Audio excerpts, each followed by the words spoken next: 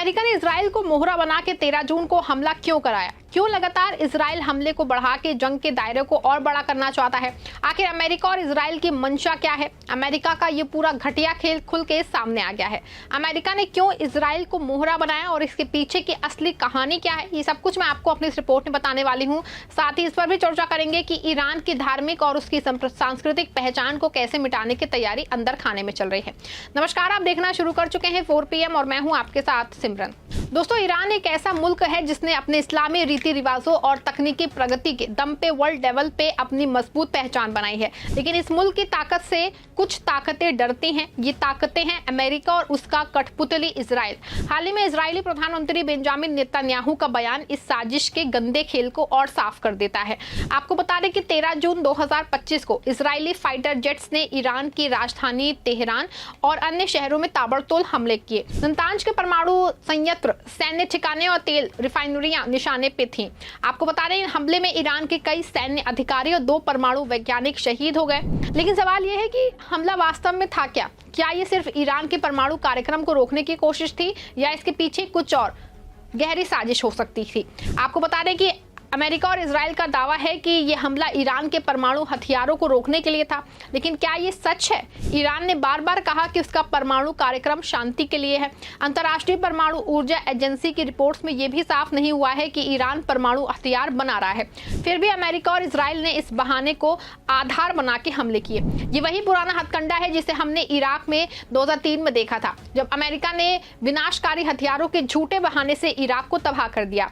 आज वही कहानी ईरान के साथ दोहराई जा रही है। आपको बता दें कि 13 जून 2025 को इजरायली प्रधानमंत्री बेंजामिन नेतन्याहू ने एक बयान दिया जिसने पूरी दुनिया में हड़कंप मचा दिया। उन्होंने कहा कि ईरान का परमाणु कार्यक्रम इजराइल के अस्तित्व के लिए खतरा है। हमने नतांज सहित उनके प्रमुख ठिकानों पर हमला किया है और यह ऑपरेशन तब तक जारी रहेगा जब तक ईरान का खतरा पूरी तरह से खत्म नहीं हो जाता। लेकिन इसके अगले ही दिन 14 जून को नेतन्याहू ने एक और बयान दिया जो उनकी असली मंशा को उजागर करता है। उन्होंने फारसी में ईरान की जनता को संबोधित करते हुए कहा कि हमारा युद्ध ईरान की जनता से नहीं बल्कि उस इस्लामी शासन से है जो आपको 50 साल से दबा रहा है। खबर देखिए, न्यूज़ 18 की खबर है। इसमें साफ तौर पे लिखा है, न्यूक्लियर थ्रेट तो बहाना, असल मकसद खामेनेई को हटाना। क्या ईरान की सरकार गिराने की तैयारी में है इजराइल? ऐसे में सवाल खड़ा होता है कि क्या ये बयान ये दर्शाता है, क्या ये साफ करता है कि इजराइल और अमेरिका का असली निशाना ईरान का परमाणु कार्यक्रम नहीं बल्कि इसकी इस्लामी व्यवस्था और धार्मिक पहचान है?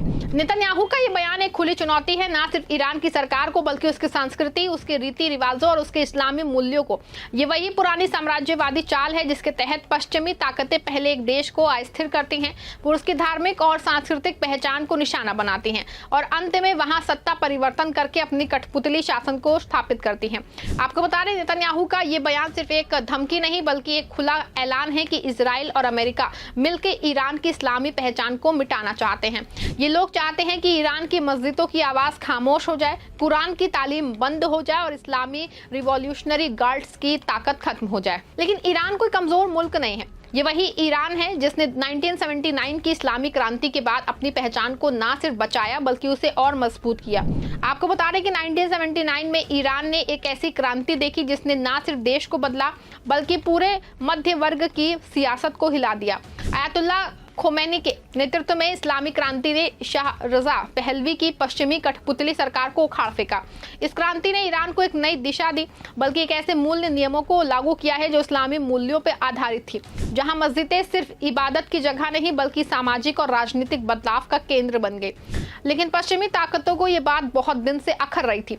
1980 में अमेरिका के निशाने पे इराक के तानाशाह सद्दाम हुसैन ने ईरान पे हमला कर दिया। ये युद्ध 8 साल तक चला जिसमें लाखों लोग शहीद हुए। लेकिन इस युद्ध ने ईरान को कमजोर करने की बजाय और मजबूत कर दिया। ईरान ने ना सिर्फ अपनी धार्मिक पहचान को बचाया बल्कि इस्लामी रिवॉल्यूशनरी गार्ड क्रॉप्स के गठन के साथ अपनी सैन्य ताकत को भी बढ़ाया। युद्ध के बाद ईरान ने अपनी अर्थव्यवस्था, शिक्षा और तकनीकी क्षेत्र में अभूतपूर्व प्रगति की। आज ईरान दुनिया के उन चुनिंदा देशों में से एक है जो अपनी सैन्य और परमाणु तकनीक को स्वदेशी स्तर पर विकसित कर रहा है। 2023 तक ईरान ने 60% संवर्धित यूरेनियम का उत्पादन किया जो शांतिपूर्ण परमाणु ऊर्जा के लिए इस्तेमाल हो सकता है। इसके अलावा ईरान की ड्रोन और मिसाइल तकनीक ने दुनिया को हैरान कर दिया है। हाइपरसोनिक मिसाइलों से लेकर स्वदेशी F-300 जैसे वायु रक्षा सिस्टम तक ईरान ने दिखा दिया है कि वो तकनीकी रूप से कितना सक्षम है। लेकिन ये प्रगति अमेरिका और इजराइल को बर्दाश्त नहीं हो रही है। वो नहीं चाहते कि एक इस्लामी मुल्क इतना ताकतवर बने कि वो उसकी साम्राज्यवादी नीतियों को चुनौती दे सके। इसलिए वो बार बार ईरान को परमाणु हथियारों के झूठे इल्जामों में फंसाने की कोशिश करते हैं। ऐसे में सवाल खड़ा हो रहा है कि अमेरिका और इजराइल की असली मंशा है क्या वो सिर्फ ईरान के परमाणु कार्यक्रम को रोकना चाहते हैं? तो जवाब है नहीं, बल्कि उनका असली मकसद नहीं जो है वो ये है कि ईरान की इस्लामी पहचान को मिटाना है और वहां सत्ता परिवर्तन कराना। नेतन्याहू का हालिया बयान इस साजिश का सबसे बड़ा सबूत है। उन्हें साफ किया है कि उनका युद्ध ईरान की जनता से नहीं बल्कि इसकी इस्लामी सरकार से है। ये वही रणनीति है जिसे अमेरिका ने इराक, लीबिया और सीरिया में आजमाया। पहले देश को अस्थिर करो, फिर उसकी धार्मिक और सांस्कृतिक पहचान को नष्ट करो और अंत में कठपुतली सरकार स्थापित करो। बता दें आपको कि ईरान की इस्लामी व्यवस्था में मस्जिदें, इमाम बाड़े और धार्मिक रीति रिवाज न सिर्फ आध्यात्मिक केंद्र हैं बल्कि सामाजिक एकता का प्रतीक भी है। हर मंगलवार को हजारों ईरानी मस्जिदें जमकरान में इमाम मेहंदी की प्रार्थना के लिए इकट्ठा होते हैं। ये आस्था है और एकजुटता की ताकत है जो अमेरिका और इजराइल को खटकती है। इन देशों का मानना है कि अगर ईरान की इस्लामी सरकार को उखाड़ फेंक जाए तो वो वहां ऐसी सरकार ला सकते हैं जो उनकी हर बात माने। लेकिन वो भूल रहे हैं कि ईरान की जनता अपनी धार्मिक पहचान के लिए जान तक दे सकती है। 1979 की क्रांति इसका जीता जागता सबूत है। आपको बता दें कि अमेरिका और इजराइल की ये साजिश सिर्फ ईरान तक सीमित नहीं है। ये लोग पूरे मध्य पूर्व को अपने कब्जे में करना चाहते हैं। ये वही देश है जिन्होंने इराक को तबाह किया, सीरिया को खंडहर बनाया और फिलिस्तीन की जनता को दशकों से कुचलते रहे हैं। लेकिन ईरान उनके सामने ढाल बन के खड़ा है। ईरान का हर सैनिक, हर वैज्ञानिक और हर नागरिक इस साम्राज्यवादी ताकतों के खिलाफ एक दीवार है। आपको बता दें कि ईरान आज सिर्फ एक इस्लामी मुल्क नहीं है बल्कि एक तकनीकी महाशक्ति भी है। 1979 की क्रांति के बाद ईरान ने अपनी अर्थव्यवस्था को तेल और प्राकृतिक गैस पर निर्भर रहने से हटा के तकनीकी नवाचार की दिशा में मोड़ा। आज ईरान के पास दुनिया की सबसे उन्नत मिसाइल तकनीक है। शहीद ड्रोन जो इजराइल और अमेरिका के लिए सिरदर्द बने हुए हैं, ये दोनों पूरी तरह स्वदेशी हैं। इसके अलावा ईरान का अंतरिक्ष कार्यक्रम भी तेजी से आगे बढ़ रहा है। 2024 में ईरान ने अपने सिमोगी रॉकेट के जरिए 3 उपग्रहों को सफलतापूर्वक अंतरिक्ष में भेजा। ये उपलब्धि उन देशों के लिए एक तमाचा है जो ईरान को कमजोर समझते हैं, लेकिन ये भी सच है कि ईरान की असली ताकत उसकी इस्लामी पहचान में है। इस्लामिक क्रांति ने ईरान को एक ऐसी व्यवस्था दी जहां धर्म और विज्ञान एक साथ चलते हैं। ईरान की यूनिवर्सिटीज में हर साल हजारों वैज्ञानिक और इंजीनियर तैयार हो रहे हैं जो इस्लामी मूल्यों को अपनाते हुए देश की प्रगति में योगदान दे रहे हैं। ये वो ताकत है जिसे अमेरिका और इजराइल कभी नहीं समझ सकते। अमेरिका और इजराइल का असली मकसद है ईरान में सत्ता परिवर्तन। वे चाहते हैं कि ईरान की इस्लामी सरकार को उखाड़ के एक ऐसी सरकार लाई जाए जो उनकी हर बात माने।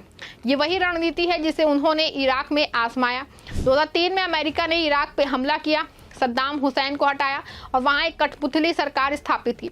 नतीजा इराक आज भी अस्थिरता और तबाही से जूझ रहा है। इसी तरह लीबिया में मुअम्मर गद्दाफी को हटाने के बाद अमेरिका ने देश को गृह युद्ध में झोंक दिया। सीरिया में भी यही खेल खेला गया। अब ईरान को निशाना बनाया जा रहा है। नेतन्याहू का बयान इस बात का सबूत है कि वो ईरानी की इस्लामी सरकार को खत्म करना चाहते हैं, लेकिन वो भूल रहे हैं कि ईरान की जनता अपनी सरकार के साथ कंधे से कंधा मिला के खड़ी है। ईरान कोई इराक नहीं है, ईरान कोई लीबिया नहीं है। वो मुल्क है जिसने 1979 में दुनिया की सबसे साम्राज्यवादी ताकत को घुटने टेकने पे मजबूर कर दिया। ये वो मुल्क है जिसके लोग अपनी धार्मिक पहचान और अपनी आजादी के लिए हर कुर्बानी देने को तैयार रहते हैं। ऐसे में साफ है कि अमेरिका और इजराइल की साजिश भले ही कितनी गहरी हो, लेकिन ईरान की इच्छा शक्ति को तोड़ना असंभव है। ये वो मुल्क है जिसने 1979 में दुनिया को दिखा दिया है कि सच्चाई और हौसले के सामने कोई ताकत नहीं टिक सकती।